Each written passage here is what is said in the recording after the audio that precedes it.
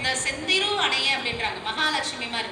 நிறைய பேருக்கு ஒரு சந்தேகம் வரலாம், எல்லா இடத்துல சைவம் சைவம் இருக்கு, ஆனா எப்ப உதாரணம் சொன்னாலும் மகாலட்சுமியை தானே உதாரணம் சொல்றீங்கன்னா, அம்பாளுக்கு உதாரணமா யாரையுமே சொல்லக்கூடாது. அம்பாளுக்கு நேர் அவங்க மட்டும்தான்.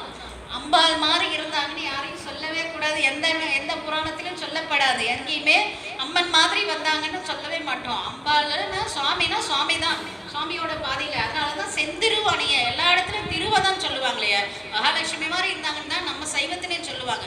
காரணம் என்னன்னா, அம்மைக்கு நேர் அம்மை மட்டும்தான், வேற யாரையும் நம்ம சொல்லக்கூடாது. பண்ணின் நேர் மொழியால் உமை மங்கரோன்ட்டு அங்கே அவங்களுக்கு அவங்களதான் உதாரணம் எடுத்துக்க மொழிய.